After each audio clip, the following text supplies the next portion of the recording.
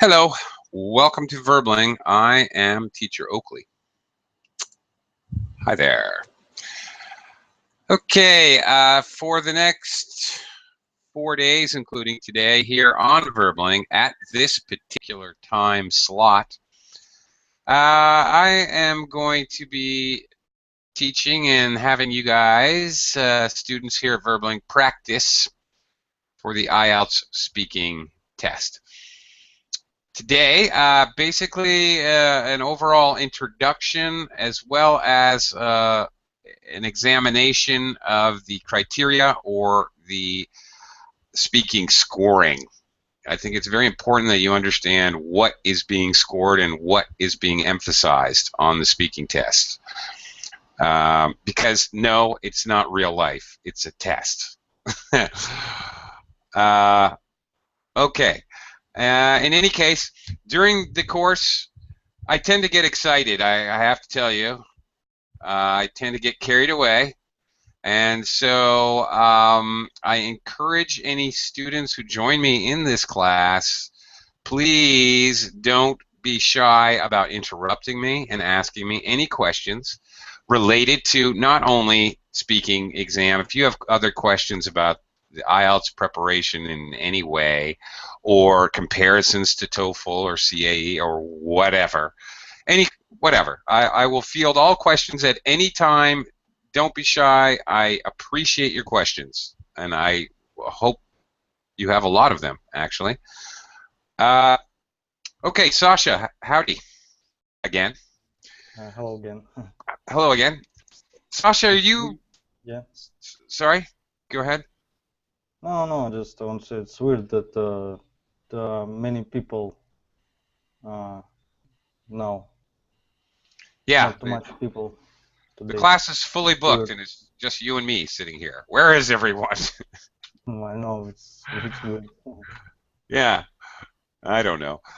Well, come on in, folks. You can join the class at any time. You don't have to worry about. Just come on in. So, Sasha, are you preparing for an IELTS exam? No, I've read about different exams. Etc. It's hard to pronounce those names. TOEFL. TOEFL, yeah. Yeah. No, but maybe in future I think I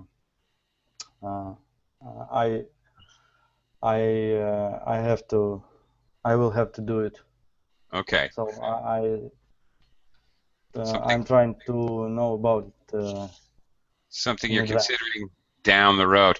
Okay. Well, being that the case and being you're the only one here, let me give you a brief primer on what the difference is with some of these more common exams, notably TOEFL and IELTS. Frankly, TOEFL and IELTS are becoming more interchangeable, and TOEFL, IELTS, CAE are more and more interchangeable, meaning more agencies and universities and companies are recognizing them pretty much equally. Let me continue in a second. Lena? Hi, Lena. Hi, Oakley. Hi. How are you? Your audio is, first of all, it's really loud for some reason. What should I do? I don't know if you can just maybe in the settings, either on your computer or you're gonna just lower your microphone settings a little. If that's possible. I don't know where is it. Okay. Well, all right. Maybe. Can you mute me some? Speak farther away from the microphone. I don't know. Okay, is it better? Is it better? Yeah, actually, it is a little better. Okay. I'm far from computer. Okay. And to mute yourself, basically, either there's a little arrow on your name, on you. There's a little arrow. If you click on that, you can use that to mute yourself. Okay, which is probably the easiest way. All right. So there's a little background noise. So if you wouldn't mind muting yourself while you're not speaking. You're like using a supercomputer or something. I don't know. Pretty loud. I don't think so. Oh, no? Okay. I haven't the special microphone with my earphones. Maybe I have a microphone in my camera. I don't know where is it. Oh. Okay. My husband is absent, so I don't know how to mute it. Well, I can mute you, or you can mute yourself where it says you. All right. You see, there's a little down arrow there. A little down arrow. If you click on that, you can. There you go. You found it. All right. Thanks. All right. Anyway, welcome to the class, Araceli. Welcome to the class. Hello. Thank you. Hello. Hello. All right. Before we get into our main stuff, Sasha is thinking about taking one of these standardized tests in the future, so I just want to briefly cover some basic differences between some of these exams.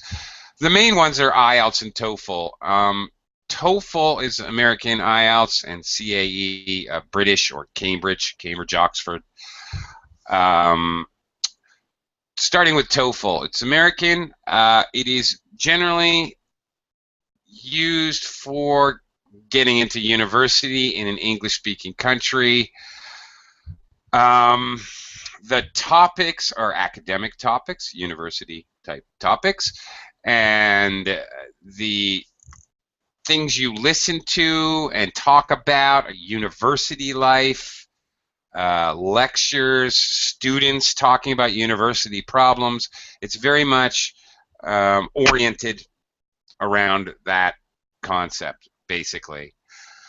As far as the speaking test goes, extremely structured. They score in a totally different way, and there's a timer.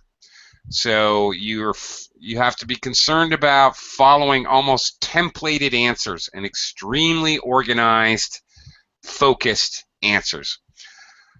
Fortunately, with IELTS and CAE, it's open-ended. There's not a timer in the speaking part, and you can just sort of blah, blah, blah to your heart's content, or until the interviewer says, okay, that's enough, thank you, and moves on. So it's much more open-ended, and you don't have to be concerned about that clock. Now, IELTS, more so, both of TOEFL and IELTS can be sometimes used for another main purpose, which is getting a visa. Many countries, Canada, Australia, most certainly, if you're thinking of moving to Australia or New Zealand, will require you to take an IELTS exam in order to get a certain score, depending on type of visa and other restrictions. They have a point system that involves your age, your occupation, your education, and your IELTS score. So how many points you need is dependent on type of visa and what you're doing. So some people take it to get into university as a requirement. In that case, TOEFL or IELTS. Some people need to take it to get a visa, to move to another country, to emigrate. In that case, some accept TOEFL or IELTS as well, but more often IELTS, frankly. And then there's CAE, which is also Cambridge, Oxford, same people that bring you IELTS. There's also BEC, that's a Business English, Cambridge Advanced, CAE. They have a number of tests, actually, different exams, which are more oriented towards business and things like getting a promotion, getting an overseas position, qualifying for a certain specific job or promotion often are the reasons to get those, to pad your resume, put it bluntly. Okay, this week, the next few days, we're going to be concentrating on IELTS, and specifically IELTS speaking. So I want to start talking about that and how it works. Generally, for the IELTS exam, you're going to take the listening, reading, writing, in that order, at one time, and your speaking exam will be at a different time. It used to always be after, now sometimes it's before. It depends on factors like the size of the testing facility and the number of interviewers and number of students taking the test. But anyway, the speaking is separate. So you go in a separate day, whereas TOEFL is computerized and you sit there with your headset and microphone and talk to a computer, recorded, of course. IELTS is also recorded.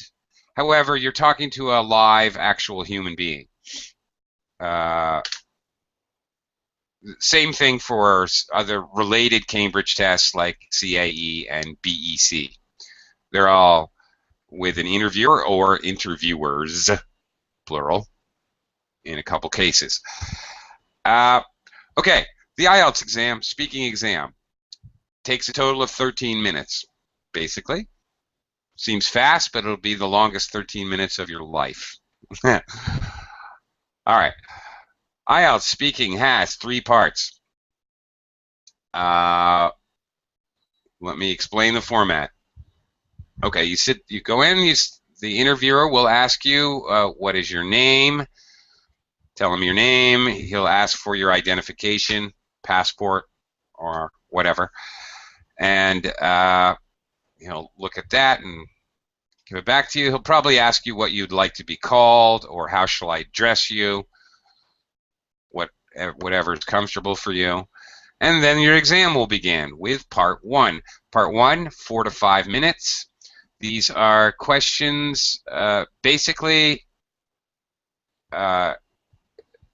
it's like a conversation. The topics are extremely wide-ranging, but things that we should all know about from everyday life. Interests like music, books, media, movies, things like that. Free time activities are a big topic, including sports, hobbies, collecting things. Part 1 will generally have at least a couple types of topics. The only thing you know will happen in an IELTS exam is they will ask you, tell me about where you live. That is the always question, and then they most likely will ask you, do you work or do you study, and ask you 1 or 2 questions about that. Then, who knows? I mentioned some of the more normal topics. Sometimes there are weird topics, frankly. You may talk about flowers or birds or jewelry. Who knows? But generally speaking, the topics are something you probably are well aware of and have talked about before in your native language. So that's Part 1. Part 2 is the long turn. This is the only section of the test when you have a chance to prepare your answers. You're given a minute to make notes with a pencil and paper. They'll give you the pencil and paper, and they'll allow you 60 seconds to make notes and prepare. Then in Part 2, you need to speak for 1 to 2 minutes will be your instructions. In reality, If you speak for less than 2 minutes, you will lose points on your score. So the reality is, in part 2, force the interviewer to stop you. You want to give yourself the best chance to score the best possible score. You should just keep talking till he stops you. He may ask you one, possibly two, very simple rounding out questions or follow-up questions. Don't worry about that part because they're generally extremely easy, simple questions. Concentrate on the main question that you prepare for. Anyway, clearly that's going to take 3 to 4 minutes because you 1 minute prep time, 2 minutes speaking, and a quick 30-second follow-up question, about 3.5 minutes. That leaves part 3.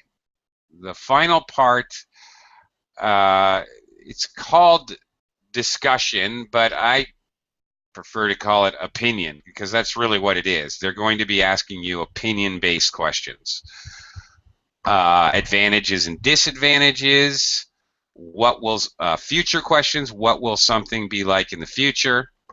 Your opinion about the future. Comparison questions. How does something in the past compare to now, or young people and old people, or men and women compare?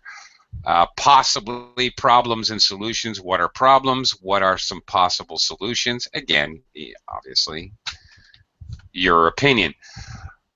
Sometimes some very just straightforward opinion questions. This section will take about 5 minutes, 5 to 6 minutes. So overall, the whole entire test will take about 13 minutes in total, roughly speaking. Any questions so far? That's the basic format. New. Okay. Let's talk about how this thing is scored, because that's really crucial. And in fact, anyone out there who is preparing for an IELTS exam, I suggest you somehow get a hold of the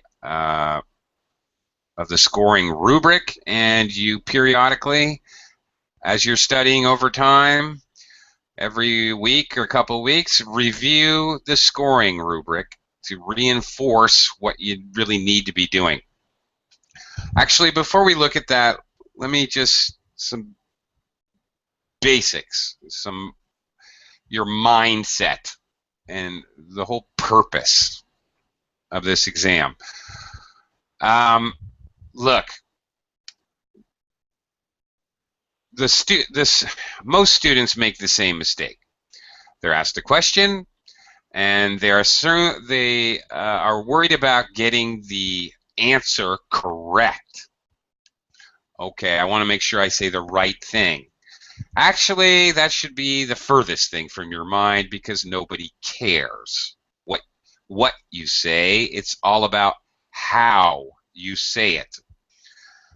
You can say the craziest things in the world and still get a great score. You can be really boring and still get a great score. You can be funny and humorous and get a great score, or a bad score.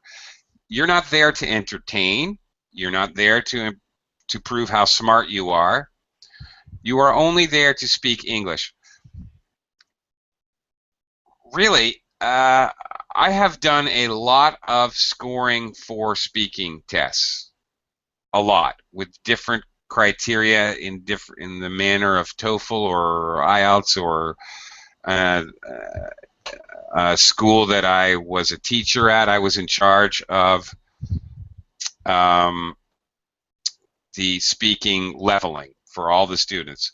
So I have done so much of this. Trust me when I tell you, I'll listen to your recording, or I'll listen to you, and you can ask me 2 minutes after the test is done, so what did you think about what I talked about in part 2? And I will answer, I don't know, I don't remember what you talked about. I don't really care. I'm so focused on these elements I'm about to introduce to you, which is the scoring rubric, that I don't really hear what you're saying. It's like the last thing. It's only in my peripheral vision, really. It's hardly noticeable. So when you're speaking, and this really goes for any of these tests, you really have to concern yourself with what do they want to hear. What they want to hear, in general, is what they want to hear is you speak. They want to hear you speak. They were listening to your delivery, how you speak, your intonation and pronunciation and all that. But mostly they want to hear you speak. So a lot of detail. It's all about giving detail and adding detail and speaking a lot. In the IELTS exam, I mentioned in part 2, you want the interviewer to stop you. This is not a bad thing. If the interviewer has to stop you repeatedly throughout the test, and this goes for CAE and BEC or any of the Cambridge-Oxford exams, if the interviewer is stopping you repeatedly, that's probably a good thing. They're only going to stop you for 2 reasons. One is a bad reason. One, because you're repeating. You keep doing that for a minute, and they're going to stop you. Oh my gosh, what's wrong with this person? They're going to stop you. Well, that's a bad reason, but the good reason is they've heard, when they ask a question, any of these exams, they're asking a question with a purpose, not to hear your answer really, or if you're correct or not correct, or your opinion. They could care less.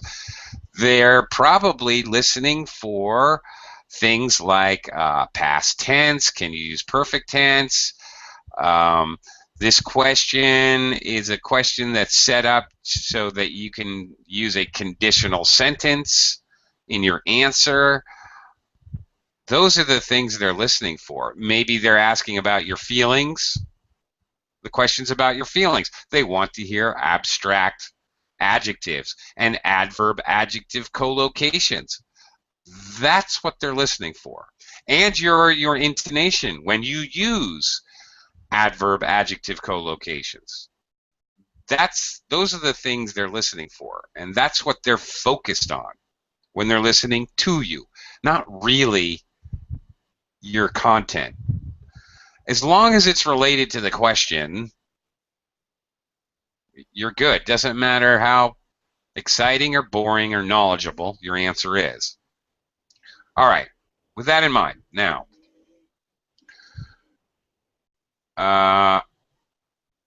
okay, you guys, any questions about anything regarding IELTS, IELTS speaking, TOEFL, or absolutely anything?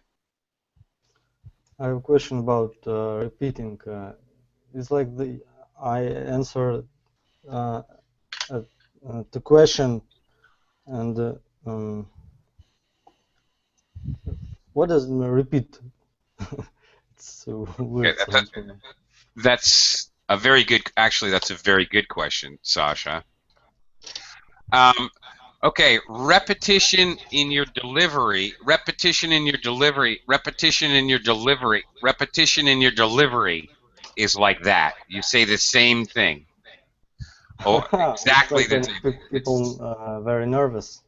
Yeah, when people are very nervous, exactly. So it's literally. Literally. Something different. Okay. No. I know where you're going. I know what you're thinking. Repetition, as IELTS calls it, this is bad. However, redundancy is something different. This is where what you're thinking of, Sasha. When you say the same thing, but you say it in a different way. In other words, you're paraphrasing or rephrasing yourself. To put it another way, You're repeating the information, but you're doing it in a different way. Aha! I just said the same thing 3 times. I was demonstrating redundancy. This is good. Now this is good. I thought about that. Yeah. So it's Yeah. okay. Not only is it okay, it's really good. Mm-hmm. Very much related. Artheli is asking, should we rephrase the question or go ahead and answer directly? Okay. Actually, all of these. Any of these tests that I have mentioned earlier would like to hear your ability to paraphrase the question. You don't need to paraphrase or rephrase each question, Artheli.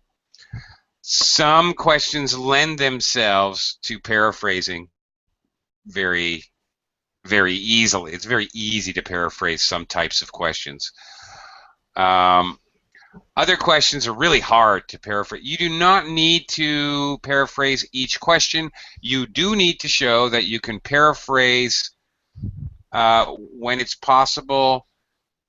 In an IELTS exam, paraphrase, you're going to end up having, I don't know, let me think for a second. 8, 9, 13, I don't know, 14 to 18 questions probably in total by the time it's all said and done. If you paraphrase maybe 4 of those and you show you can do it in different circumstances, that's it. Mm-hmm. You've done it. They've got a magic little checkbox. In fact, let me show you. And once they check it, then it's good. Actually, we're going to look at paraphrasing in this little box I have in this thing here. Hang on, let me screen share something with you guys. Let me see if I can explain this. Okay, this here, what I'm sharing with you, this is from the official University of Cambridge British Council. All right, this is the public version. Now this is important. This is the one that you and I are allowed to look at. It's not considered intellectual property. Supposedly we're not allowed to see the real scoring rubric. However, I have seen it. Don't tell anyone. Okay. Shh. I knew a guy. I knew a guy who was an interviewer for IELTS. All right.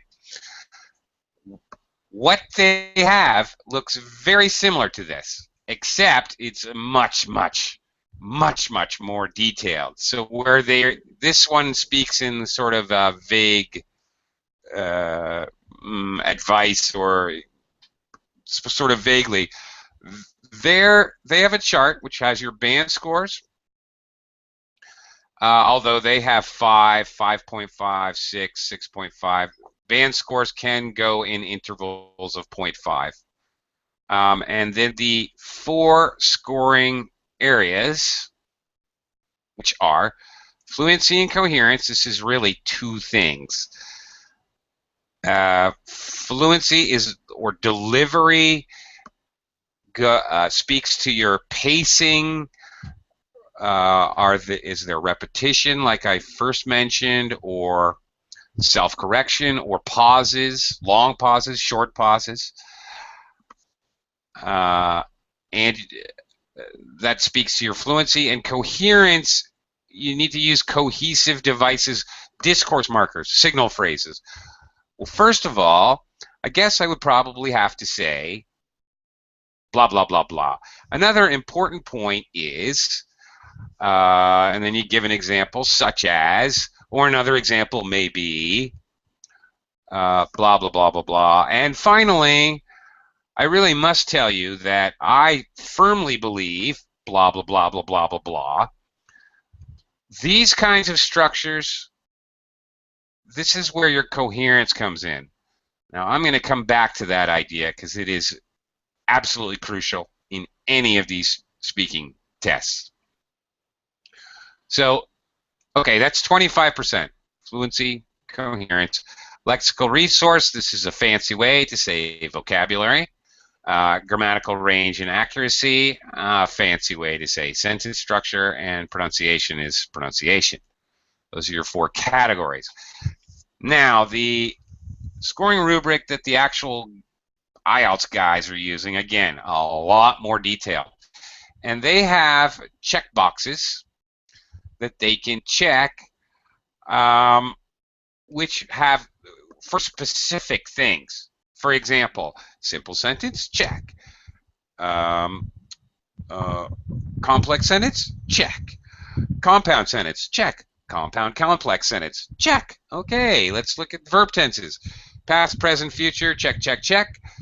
Perfect tense, you don't have to use every verb tense, for example, but you do have to show that you can use a continuous tense and show that you can use a perfect tense. Doesn't matter if it's present, past, or perfect.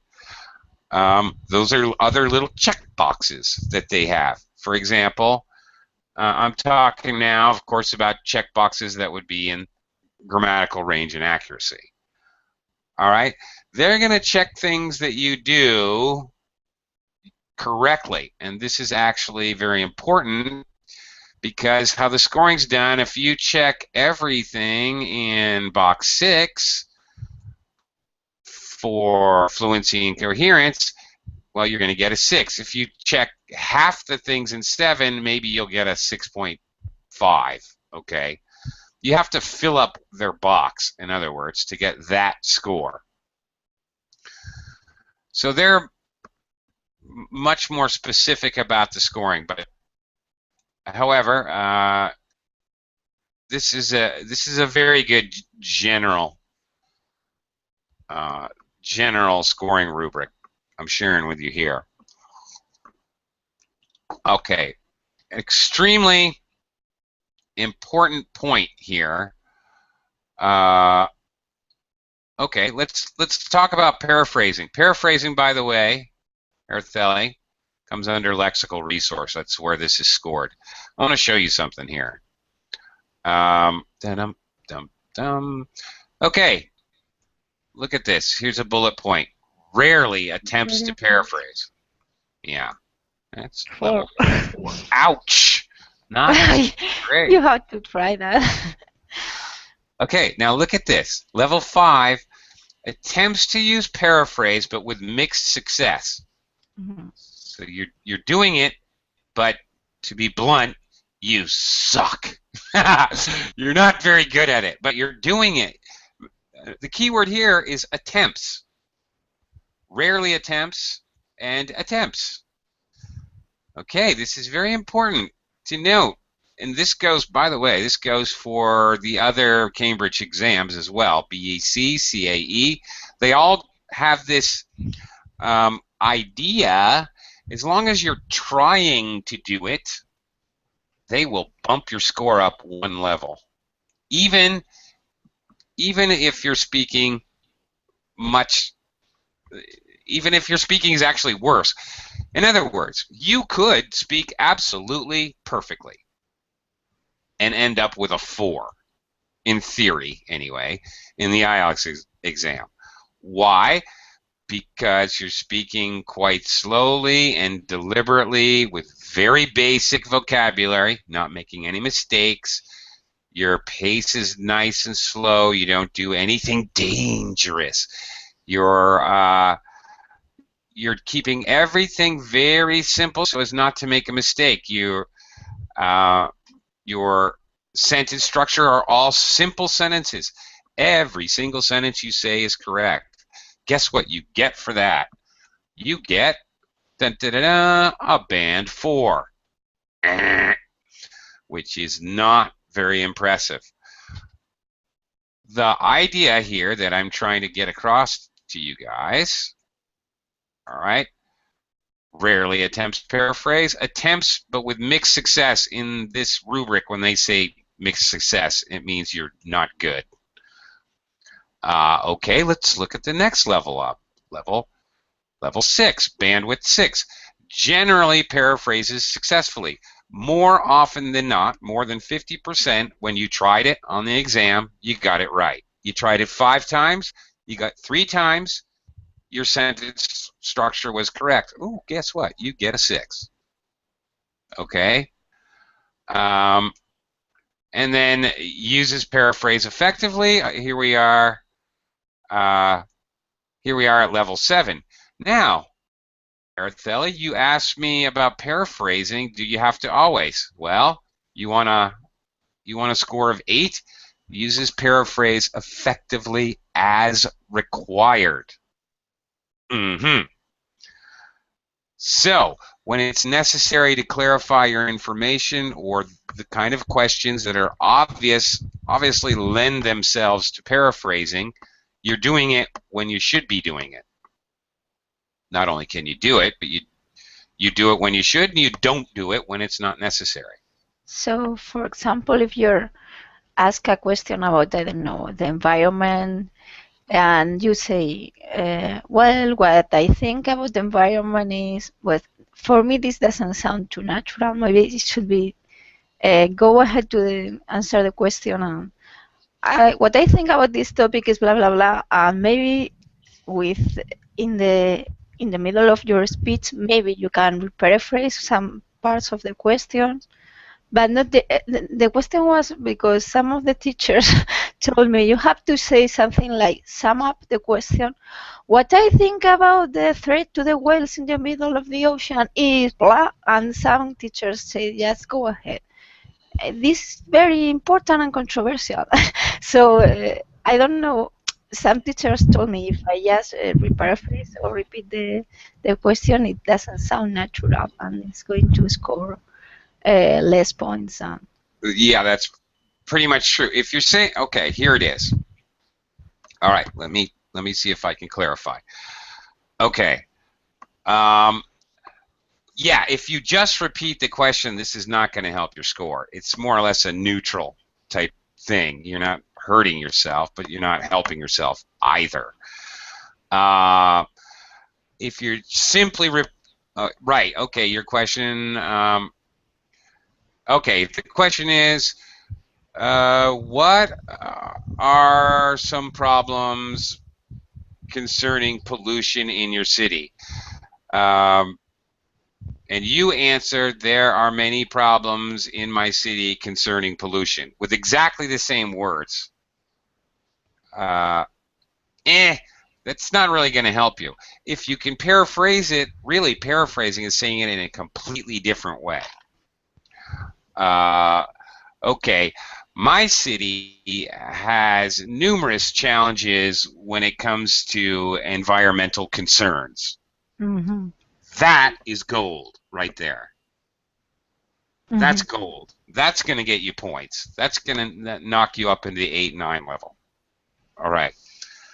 General guideline as required. Let me address that concern. When the question has multiple answers, you know, like the question we're just fooling around with the pollution question. There's a lot of possible answers there. A lot of different kinds of pollution problems. Generally, this is totally a generalization. Don't, you know, but generally when the question has a lot of possible answers, it's a good idea to paraphrase. If the question is quite specific, then paraphrasing is going to be difficult and it's not necessary. For example, how often do you go to the cinema to watch a movie? Really? Are you going to say, I go to the cinema to watch a movie once a month? Well, you can paraphrase that, but it's not really necessary. And frankly, that now you're stuck. Where do you go from there? You've given the one and only answer, and now you're stuck. Oops. Error. It'd be much better to say, well, you know, it completely depends on what's going on in my life at the time as to how often I get to the cinema. Because, for example, since I've had children, I haven't been able to go to the cinema. I used to go to the cinema every week, like a religion, like going to church. Every Friday night or Saturday afternoon, I would go to the movies to watch a film. However, now that I have children, I just don't have the opportunities that I used to have. Occasionally, when my mother-in-law watches the kid on a Saturday afternoon, my wife and I still like to pop on over to the local cinema and catch a movie. Occasionally, we even see maybe a 3D movie or an IMAX film. Okay. Specific answer, probably easier to not worry about paraphrasing. Okay? That's a general advice there. Okay, thank you. Sure. Okay, now this theme that I just demonstrated with paraphrasing, basically this theme, you find it throughout the entire scoring rubric, honestly. Okay, well, for example, where is this? Where are we? Level 5 produces basic sentence form with reasonable accuracy. Okay, you can make simple sentences accurately. Uses a limited range of complex structures. You're not trying to make complex sentences. Maybe sometimes you can't, the listener or the interviewer can't understand you. Okay, but here we go. Uses a mix of simple and complex structures. You're doing it. You're trying to make complex structures. May make frequent mistakes. They're saying this level up, you're making more mistakes than you are in the level down. That's because you're trying, and that'll get you a 6. All right. This same thing in vocabulary with use of idiomatic language. Same idea. Okay. Here we go. Same thing. Use upper level though. Idiomatic language is considered an upper level English thing. Level 7 uses some less common idiomatic vocabulary. Shows some awareness of style with some inappropriate choices. In other words, you're trying it, but you're making mistakes. A level up uses less common and idiomatic vocabulary skillfully with occasional inaccuracies. You're doing it, you're trying it, but you're more seldom incorrect. And level 9, of course, you definitely should be using idiomatic language, completely naturally and accurately, not sounding forced. That's it. So this same kind of theme runs all throughout the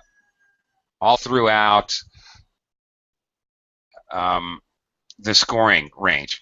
Another thing, as far as the scoring, that you may, well, this may sound weird, but if any of you are feeling extremely ambitious and you really want to get a 9, now this may sound crazy, but you have to make mistakes. Okay, for example, in grammatical range, produces consistently accurate structures apart from slips characteristic of native speaker speech. Native speakers make the same common grammar mistakes all the time.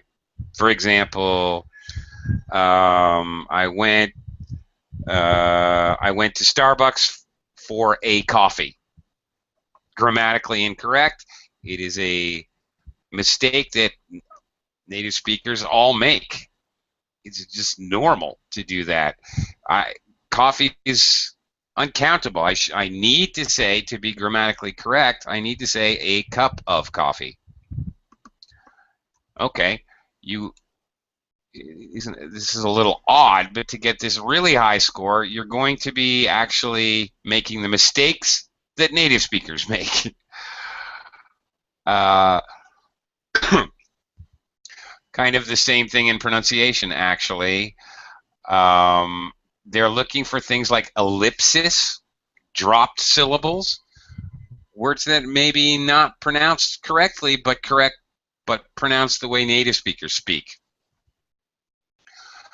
It's pretty easy to get us around a 6 or 7 in pronunciation, but you have to use what are called pronunciation features. That includes reduced speech. I'm gonna do something. I wanna do something. In other words, they want you to talk not properly, not perfect pronunciation. That's not what they're looking for. They want you to sound like a native. So that includes using contractions, reduced speech, joining, using common liaisons. What you gonna do? Instead of what are you going to do? What you gonna do? You know, hey, what you gonna do? I had no choice. I couldn't have done it any other way. Couldn't instead of I could not have done it any other way. In order to get these top scores, 8s and 9s in pronunciation, that's what you have to do. Many students ask me about accent when it comes to the speaking test. Actually, this is pretty much the same for any of these speaking tests, including TOEFL. Accent has a very minor place in the scoring table, and that is up at 8 and 9. That's pretty much it. Only if they cannot understand what you're saying because of your accent, that's the only time it has any effect. The fact that you have an accent is not a big deal. Okay, so level 8, for example, L1, that's language 1, accent has minimal effect on intelligibility. I can understand everything you're saying. You're still qualifying to get an 8. Basically, a level 9 in any of these categories is really hard to get. In pronunciation, it means I can't tell if you're actually a native speaker or not, as far as your accent or any accent. I can't tell where you're from. It's basically how you get a 9. And so it's fairly easy to get a 7 in pronunciation, but fairly difficult to get a 9. Okay, I want to go back to fluency and coherence because this is really where it all starts, and the other things kind of branch off from this. Fluency, of course, you're talking about your pacing and your intonation. This goes hand in hand with your pronunciation, and coherence goes hand in hand with your vocabulary and your grammar.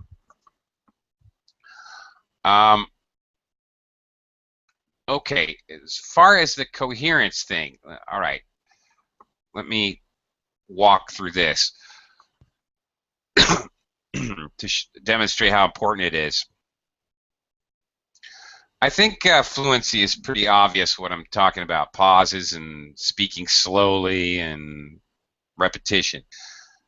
In the cohesive part, down at band score 4, links basic sentences but with repetitious use of simple connectives and some breakdowns in coherence. Okay, you're not really connecting your sentences too well, and you use the same connectives. So that means you're using and over and over again. Or maybe you have a slightly more sophisticated signal word or signal phrase. I've witnessed this before. Classic. I had a student, IELTS student, this is some years ago, but she insisted on prefacing every sentence with moreover, and moreover, then I went to the store, and moreover, I decided to have lunch. Moreover, I thought it would be a good idea to go to the movies. She could talk. She could talk your ear off. I'm telling you, this girl could talk. But she freaked out because she could not get over maximum of 5 on her IELTS score, and she had such a habit of using the same connectives or discourse markers, as IELTS calls them, that she couldn't get past a 5. Well, here it is. May overuse certain connectives and discourse markers. Well, there you go. Okay, well, that's a problem. One thing, if you want to do well, and this goes for any of these tests, same thing for TOEFL, as a matter of fact, CAE, any of these, you need to widen your range of discourse markers. I was demonstrating this earlier. It will help you to some degree. You're basically ensuring you're going to get a 6 if you can at least use things like first of all, secondly, in conclusion, the basics, in my opinion, real basic discourse markers, and, you know, for example. Okay, you're pretty much ensuring you get a 6. But if you want to get above 7, 8, or a 9, you need to use really long ones. Another point that I really need to make is, okay, a second point that has to be looked at, maybe, blah, blah, blah, blah, blah, using nice long ones, wise, lengthy ones. And again, this may force you to do a lot of redundant speaking, which I talked to Sasha about. That's a good thing. That's not a bad thing. Redundant speaking, saying the same thing in 2 different ways is fine. You're describing your city. I'm from Manila. It's really an enormous city. It's so huge that many people get lost that are lifetime residents. It took me months just to figure out the 20 different ways I could get from my house to home. Okay, I'm really talking about the same thing, and I'm explaining it in 3 different ways. Araceli, thank you, and bye-bye.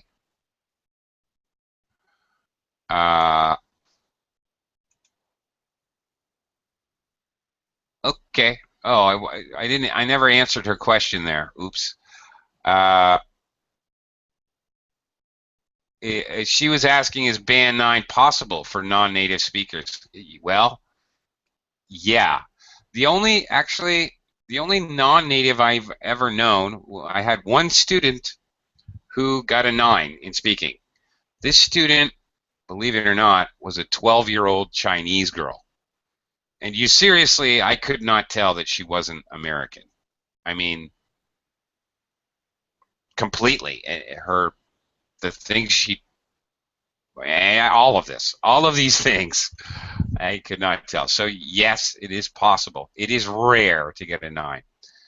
Anyway, back to my point about connectives and discourse markers. Uses a range. Now, why this is so important? Because it affects everything else. Absolutely everything. It's going to help with your delivery, so obviously it's a part of the scoring for 2 reasons here in the first category. Lexical resource. If you use a range of different signal words or signal phrases or discourse markers, obviously you're using more vocabulary. And if you use uncommon ones, then you're using the more uncommon vocabulary needed to get a higher 7, 8, 9 score.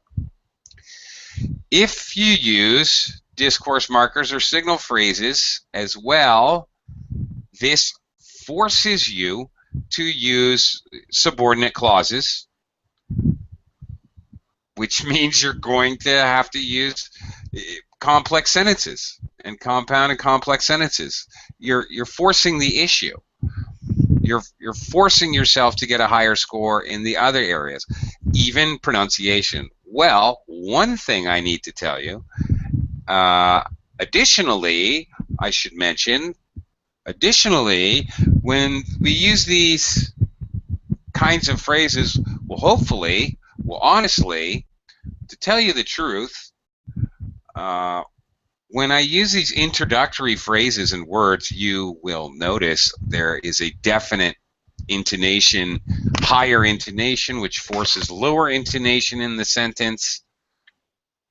Again, it's going to help raise that pronunciation score, which looks at intonation. So, obviously, in reality, taking any of these exams, you can't think about all these little details. What you can think about, my advice to everyone, the simple things to think about when somebody asks you a question, when the interviewer asks you a question, try to always have two things, at least two things, maybe three, two details, two aspects. How can you divide that question into two parts? If they ask you to describe where you live, what two things are you going to talk about? It doesn't matter what they are. It could be the geography and the population. It could be the industries in the city and the pollution. It doesn't matter, but just try to always talk about two different things. And try to make sure that you're using a lot of signal words, signal phrases, and discourse markers. It is not necessary to start every single sentence with a discourse marker. Not saying that. However, a lot of them, if you're going to have those 16, 18 questions in the IELTS exam, it would be great to hear at least 20 different discourse markers. At least one plus. More. I'd like to hear 1.5 discourse markers per answer to a question, ideally. A lot. And again, it's not only is it directly in the scoring, it directly affects all the scoring. So try to focus on it. Guys, any questions? Tried to warn you I would go off. It's hard to shut me up when I get going. Any questions? Yes, Lena? okay. Could you give this information for us about these bands? The scoring rubric thing? Yes, yes. Yeah, it was in the sure. It was in the under the class description, but here in the Verbling chat, here's a quick link for you. Okay, thank you. You're very welcome. And again, if you're doing this test preparation, you might want to pull it out and look at this every couple weeks or something. Okay. Thank you. Thank you, okay. Thank you, Lena. Thank you, Sasha. Thank you. Bye. And Bye. tomorrow, bye-bye. Tomorrow, practice. I did all my talking for the week.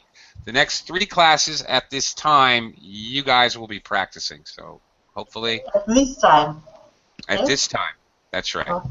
Okay. Okay. Thank you. Bye. All right. Bye-bye.